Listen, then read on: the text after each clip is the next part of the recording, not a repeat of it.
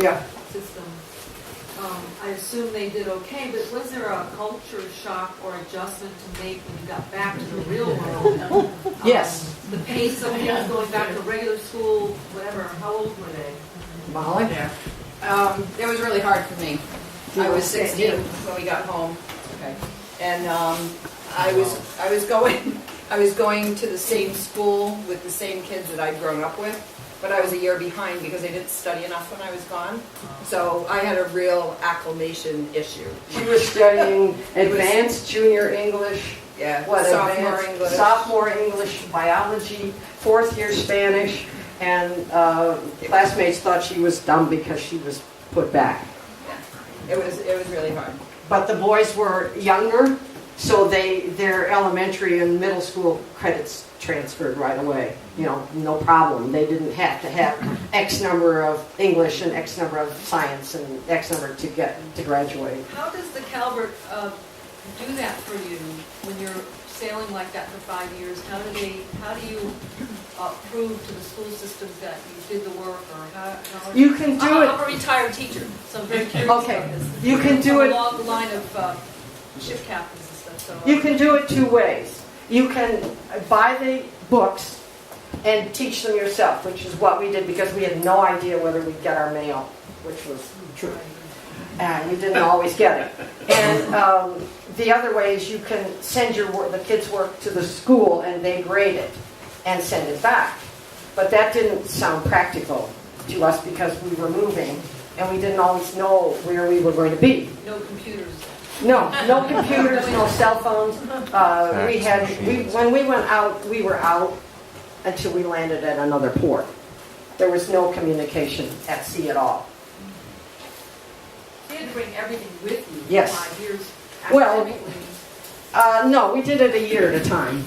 And then we did put the kids in school in Samoa, which I don't know, that was not, English was a second language there, so I wouldn't say that they got a high school, an equivalent exam, but they certainly got worldview much beyond anything in school. And the Calvert School program itself, they always did pretty well in Noank school, and we always got glowing reports from the teachers.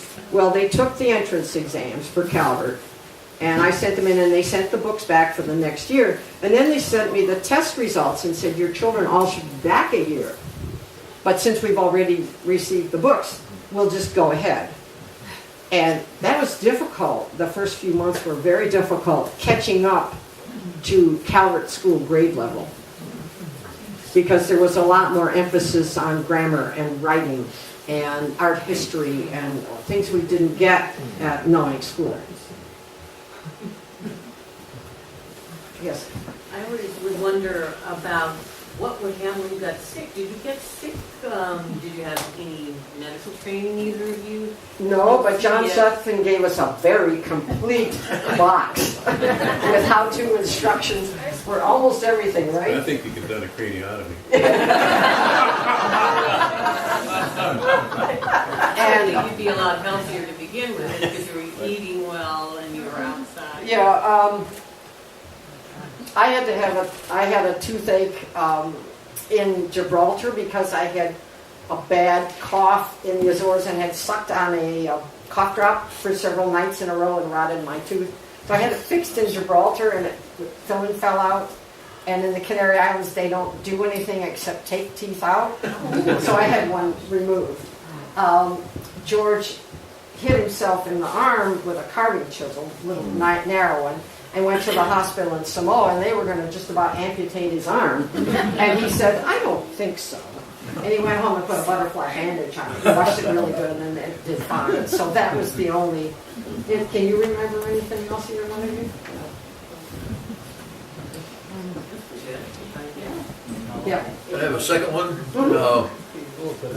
I recall this was very unique and sort of the talk of the town when you started and building the boat. You were going to sell your house and sail around the world. Yeah. There were no cruising books, no experience on it. No. So you didn't have much models or samples to follow. We read all the old ones, Humphrey Barton, Eric Hiscock, Joshua Slocum, any of the old, anybody who built a boat or sailed it in the 1900s at all, we had read, and there were a lot, but no families. You know, there were nobody with children. I mean, David McCain in his talk at the launching said he researched it at the Seaport Library and couldn't find anything about families sailing. But now there's a lot of people, and they blogged, and they, you know. Yes, Jen? Just, do you know anything about where Scud is now? We got back, and we sold it to Champion Star of Chepachet, Rhode Island, who was living on Block Island and saw us leave. And he sailed it a couple of years up and down the East Coast, and then he sold it to Abe Baggins, who took it to Camden and used it for a cargo boat for a couple of years and a day sailor. And he sold it to the man who went through the Panama Canal with us, the Frenchman. And he fixed it up, and he and his wife and son sailed it around the world starting in 1995. And it was a big deal because they were following Slocum's route, and they were, they got all kinds of things because they did it for the Slocum Centennial and arrived back in New Bedford to big festivities and never mentioned it had been around the world before.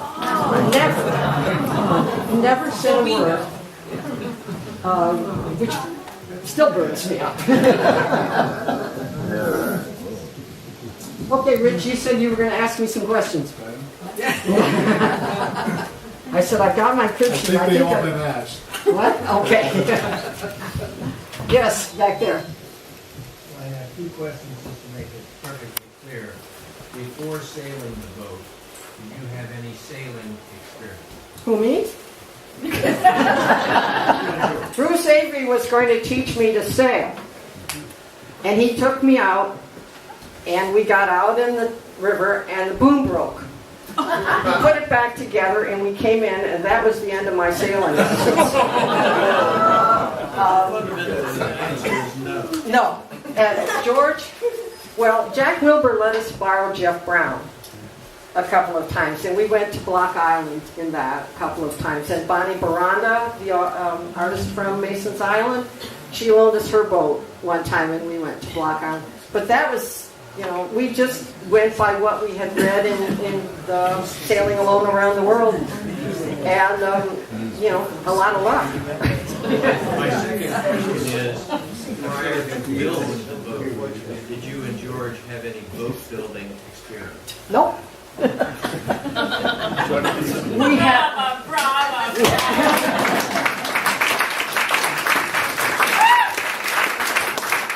We had 3 boat building techs. We had Chappelle, Robert Stewart, and I can't remember the other one. And then he had Jack Wilbur and Major Smith and Fred Cousins, who he could get up on the moaning chair and say, now what do I do? And he just followed established Noank boat building procedures for a fishing boat. We did go down to the Chesapeake Bay Maritime Museum in St. Michael's, and they had a very similar boat, larger. It was about a 50-footer, a round-bilged oyster sloop, and we crawled through that and looked at it and got plans to see how it was put together, and so we just did it. Yes? Where did your masts come from? I think we bought one from the seaport, and it was Douglas fir, and I don't remember where we bought it from someplace, and it probably came from the West Coast. It was shipped in. You remember that, thank you. Yeah, okay. Yes? Did you keep a log? Yes. We have a log. Part of Calvert School was kids had to write an essay every week, and they generally wrote back to their teachers, Mrs. Clark, Mrs. Bates, and who's the other one? Mrs. Schmidt. Mrs. Schmidt. And they have given those letters back to us. So we got those. And we wrote letters because that's what you did in those days, in the 70s. I didn't mention in my opening remarks, because I didn't have any, was that one of the reasons we decided to build this particular boat was that Spray was once part of the Noank fishing fleet. So we read that in Slocum's book. He says that it used to be a Noank fishing boat. Now that would have been before 1890, because he started rebuilding the Spray, in about 1892 or 3. So we have a very strong connection to Noank, and we just felt that the town would help us. Yes. Where did the name Scud come from? Scud means low-flying cloud. We just picked it out because it was appropriate. It's a gaff rig with wide, long, and low sails, and it's short. And, Yes. Did the morning chair help? Oh, yes. Moaning. Get up there and moan. Yeah, it did, because you could see what had to be done next, or what didn't look quite right, or just get up there and view the whole project instead of working on knightheads or transom. You could get up and see how the whole thing fit together. That's why I like going in the bird cage, because you could see the whole boat. Any others? Yeah? What were the dimensions? Oh, yeah, it was 37 feet long, 37 feet long, 14-foot beam, and 4-foot draft. Carried 1,100 square feet of sail. Let me see. And people would come by and say, when's the rain coming, Noah? So he'd say, the boat's 21 cubits in a span long, 8 cubits and a hand wide, and 1 span and a half deep.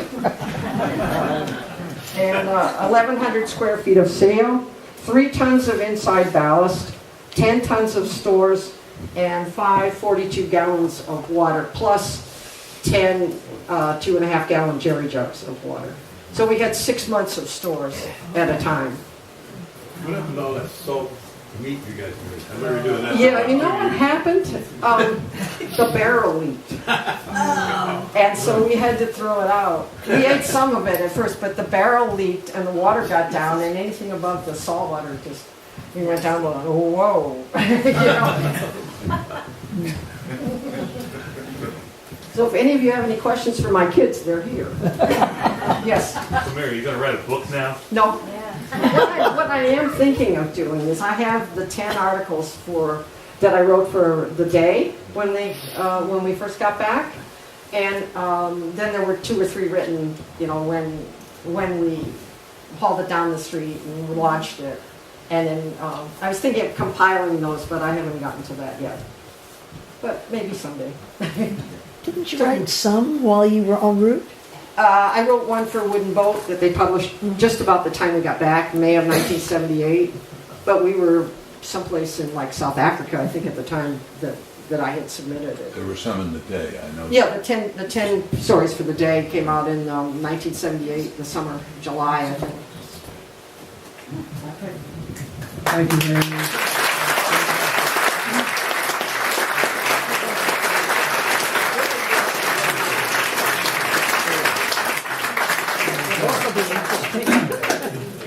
Thank you very much. That was just as fascinating today as it was back when it happened. So really terrific. Thank you all for coming. We have refreshments. I hope you'll enjoy that. And have a good evening.